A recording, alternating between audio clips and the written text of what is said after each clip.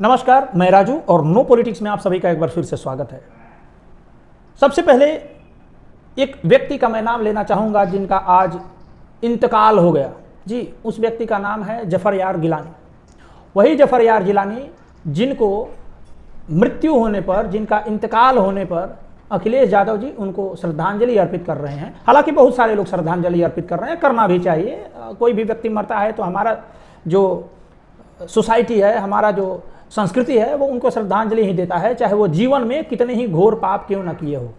और आप सोच रहे होंगे कि मैं इस व्यक्ति से अपने एपिसोड की शुरुआत क्यों कर रहा हूँ। यह व्यक्ति वही है जो श्री राम जन्मभूमि के आंदोलन के बाद जो केस चल रहा था, उस केस में हिंदू पक्ष के अगेंस्ट में लड़ा था। न केवल लड़ा था, बहुत ही बेतरतीब तरीके से लड़ा था। इसको बहुत सारी फंडिंग मिली थी और हिंदू पक्ष जब जीत गया था तो ये व्यक्ति ये भी कहा था कि ये रिव्यू पिटीशन में जाएगा, कोर्ट से एक बार फिर से दरख्वास्त करेगा कि कोर्ट इस मामले को एक बार फिर से सुने। तो उस व्यक्ति के मरने पर अखिलेश यादव जी ने उनको श्रद्धांजलि दी। कुछ लोगों ने मजे लिए। हालांकि हमारी संस्कृति में मरने वाले लोगों को से मजे लेने का कोई प्रावधान नहीं है, ऐसा हमारा संस्कृति नहीं है। मैं उनकी कड़े शब्दों में निंदा करता हूँ, लेकिन साथ साथ मैं ये भी कर देता हूँ कि जिलानी साहब 72 होरों से मिलने की इतनी जल्दी क्यों थी आपको? थोड़ा दिन तो रुक जाते। 6-7 महीना बाद ही आप राम मंदिर का उद्घाटन भी देख लेते। उसमें हो सकता था कि आपको बुलाया भी जाता, क्योंकि हमारे देश की जो सरकार है, जो सेकुलर है, वो धार्मिक जगहों पर भी इस तरीके के क्रियाकलाप करने से नहीं डरती है, क्योंकि उनको लगता है कि हिंदू के मंदिर सभी के लिए खुले हैं, जबकि और लोगों के जो धार्मिक प्लेस है उनमें किसी हिंदू को जाने की अनुमति नहीं है। तो ये चल रहा है। हालांकि आपने देखा होगा कि किस तरीके से राम मंदिर का जब शिलान्यास हो रहा था, उसके मंदिर के बनने का, उस समय किन किन लोगों से वहाँ मिट्टी डलवाने का जो है षड्यंत्र रचा गया था। हालांकि बहुत विरोध होने के बाद कुछ शांतिप्रिय समुदाय के व्यक्ति थे जो जाने वाले थे मिट्टी डालने, लेकिन वो नहीं गए विरोध के बाद। तो ये चलता रहता है इस समाज में। अभी कर्नाटका का इलेक्शन हुआ। कर्नाटका के इलेक्शन में बीजेपी बुरी तरीके से हार गई, कांग्रेस वहाँ के जीत गई। कांग्रेस जीतने के बाद या कांग्रेस के जीतने के पहले की ये मैं नहीं बता सकता, लेकिन एक वीडियो वायरल हो रहा है जिसमें सिद्धारमैया और डीके शिव कुमार दिख रहे हैं। वो कुछ विशेष तरीके की दुआ करते हुए दिख रहे हैं। आप वीडियो देखिए पहले।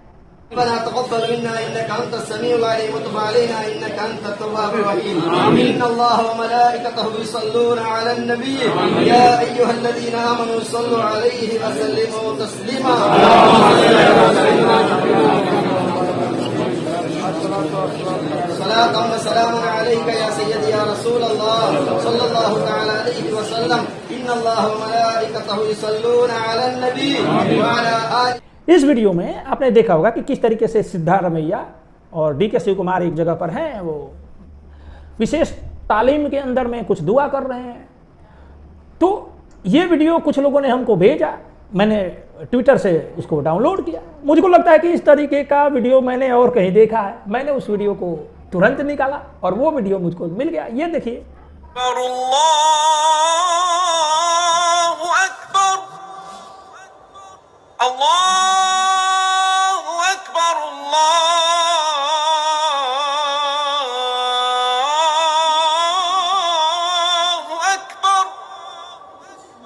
दोनों वीडियो को जब आप कंपेयर करिएगा और साइड बाय साइड लगाइएगा तो आपको लगेगा कि केवल कपड़े बदले हैं, काम वही चल रहा है।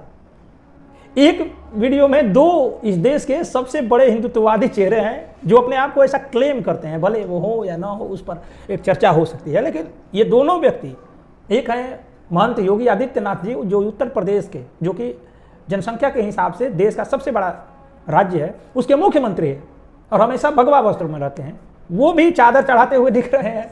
और एक तो हमारे देश के सेकुलर प्रधानमंत्री हैं नरेंद्र मोदी जी, वो तो माहिर है ऐसे कार्यों में। तो दोनों फोटो में, दोनों चलचित्रों में हमें कोई अंतर नहीं दिखता। व्यक्ति बदल जाते हैं लेकिन कार्य वही होता है। केवल तृप्त करना है, तुष्ट करना है, संतुष्ट करना है, जो करना है वो दोनों तरफ से करेंगे। एक वीडियो और वायरल हो रहा है जो राजस्थान से आया है, जैसलमेर से, वो वीडियो भी देख लीजिए।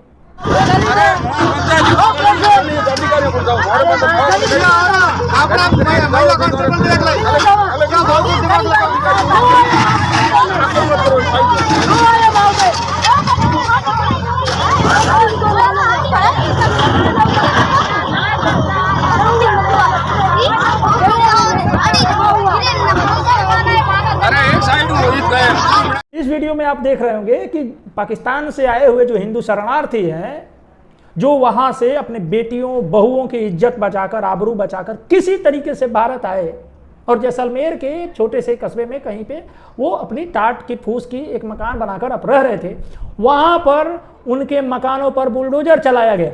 ठीक कुछ दिन पहले इसी तरीके का कृत्य और इसी राजस्थान में हुआ था।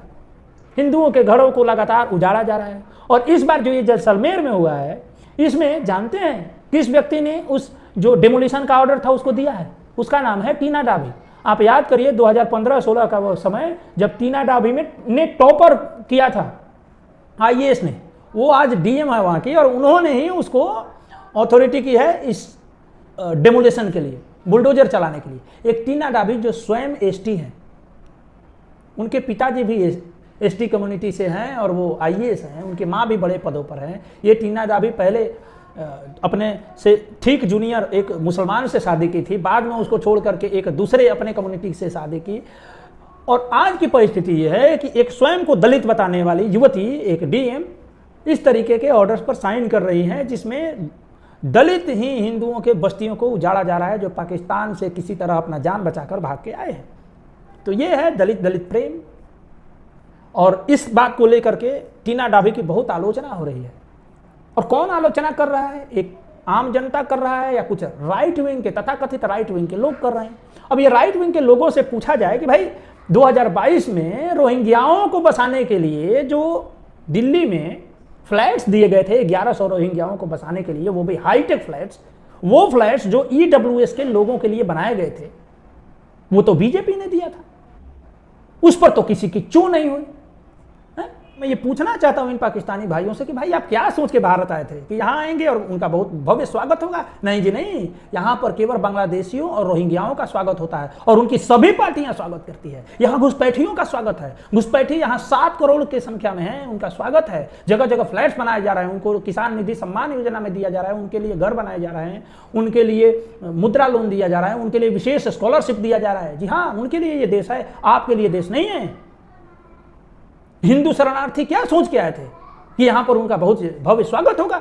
अरे यहां पे हिंदुओं को स्वयं स्वागत नहीं होता है। यहां रहने वाले हिंदू अपना जान बचाते हुए फिर रहे हैं। अपने किस तरीके से मणिपुर में हुआ वहां के मैती हिंदुओं के साथ, जिनके पास मात्र 10% जमीन का टुकड़ा था और बाकी 90% पर वहां के जो नागा और जितने भी कम्युनिटी के लोग हैं, जो जिसमें मैक्सिमम ईसाई और मुसलमान है, उन लोगों का कब्जा था। वो ST कम्युनिटी में आते थे। जब मैती लोगों को भी वहाँ के हाई कोर्ट ने ST कम्युनिटी के अंदर में लाने का आदेश जारी किया तो उनके घरों पर हमले हो गए, उनके मंदिरें जलाई गई, उनके घरों को आग लगाया गया, कई के संख्या में मर्डर्स हुए, उनको अपने घर छोड़कर भागना पड़ा। जब अपने देश की ये स्थिति है और उस पर भी गृह मंत्रालय ने उस पर काला धब्बा लगा दिया, ये कहते हुए कि अब सभी स्टेक होल्डर से बात करके इनको रिजर्वेशन दिया जाएगा। अब स्टेक होल्डर कौन है? वही जिहादी और वामपंथी और वही मिशनरियों के लोग हैं। उनसे पूछ के सरकार सारा काम करेगी। जिस तरीके से सुरक्षा का सारा जायजा लिया जाता था तो उसमें सारा काम जो होता था वो मौलानाओं से पूछकर होता था, ठीक वही तरीका स्टेक होल्डर से पूछ करके अब वहाँ के जो बाकी हैं हिंदू बचे हैं उनको ST कम्युनिटी में लाया जाएगा। ये चल रहा है इस देश में। लेकिन SC ST का एक्ट लाना हो या और किसी विशेष कम्युनिटी को विशेष कोई प्रावधान देना हो तो उसमें हिंदुओं से कुछ नहीं पूछा जाता, वो दे दिया जाता है, जितना मन उतना लुटाया जाता है। और अभी इनके एक ट्वीट और वायरल हो रहा है जिसमें आप देखिएगा तो एक सशक्त नारी सशक्त समाज का एक बीजेपी माइनॉरिटी मोर्चा का ट्वीट वायरल हो रहा है, जिसमें नारी और समाज में आप देखिएगा नारी में किसका फोटो है, ध्यान से देखिए।